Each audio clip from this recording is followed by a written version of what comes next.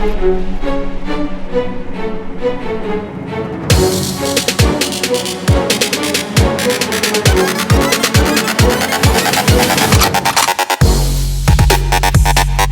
the iPhone 6s and 6s Plus. I'm almost certain this isn't the first time you've seen these phones, but I thought I'd give you my voice on the matter. And sure, we may be on the S cycle this year, but does that really mean there's nothing special to look forward to? This year, the iPhone is now available in a new rose gold color, but no matter which way you slice it, that color is pink. And there's also the typical gold, space gray, and silver models available as well, but colors aside, what makes this iPhone better than last year's model? This year, Apple's iPhone slogan is "The only thing that's changed is everything." And I'm not sure if you're seeing what I'm seeing, but does everything encompass the design too? Compared to the iPhone 6 and 6 Plus, the difference is basically indistinguishable. And if it weren't for the tiny little S on the back, you'd never know the difference between the two. It'll definitely be completely unnoticeable once you throw a case or a skin like I have here from D-Brand on my iPhone 6 and 6 Plus. And if you want to pick one of those up for yourself, I'll be sure to leave a link below in the description for you. So what's the big everything that's changed here?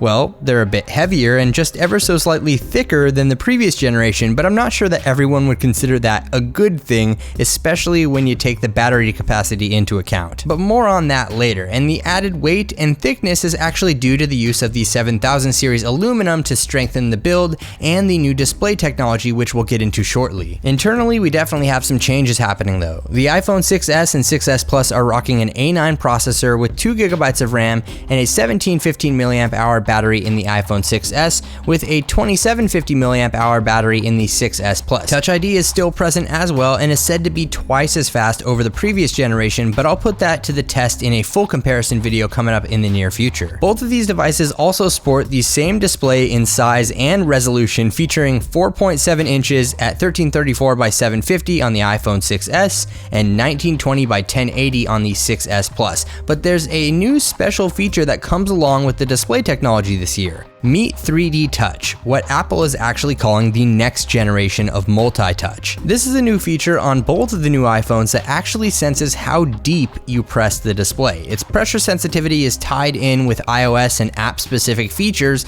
that almost work as a quick access right-click menu for certain things. When you use 3D Touch, you'll receive some haptic feedback as well thanks to the new Taptic engine, which notifies you when you've successfully reached the amount of pressure to trigger it. And there are a ton of new features that this enables within iOS 9 and also a handful of select apps, though more are rolling out. But if you'd like to see a full video on all of the 3D Touch features, leave this video a thumbs up. On both of the devices, there's a 5 megapixel camera above the display with 720p video recording capabilities and a flash, but probably not the kind of flash you're thinking about. Apple calls this new feature Retina Flash, and according to Apple, there's a special display chip inside that helps detect the ambient light around you, then match that tone with a flash of the display that's 3 times brighter than usual, just in case you need to step up your selfie game, you know? The real star of the show though is located on the back side. Apple has upgraded the camera sensor to 12 megapixels this year, and along with that, it's finally capable of shooting 4K video.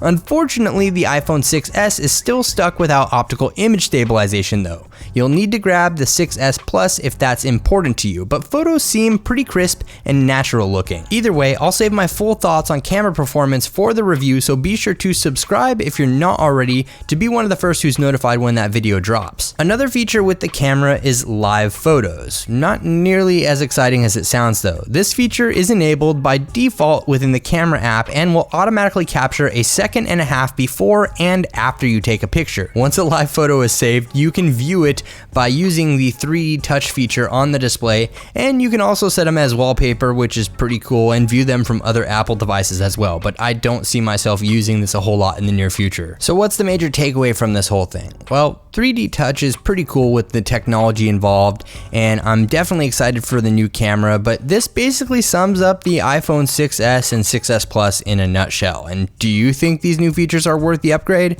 Let me know with a comment below, and I'll definitely be exploring both of these in depth over the next week or two and bring you my full review. And make sure you're subscribed if you want to check that out. And if you enjoyed this video, feel free to leave it a thumbs up. Thanks again for watching, everyone. This is Dom, and I'll catch you in the next video.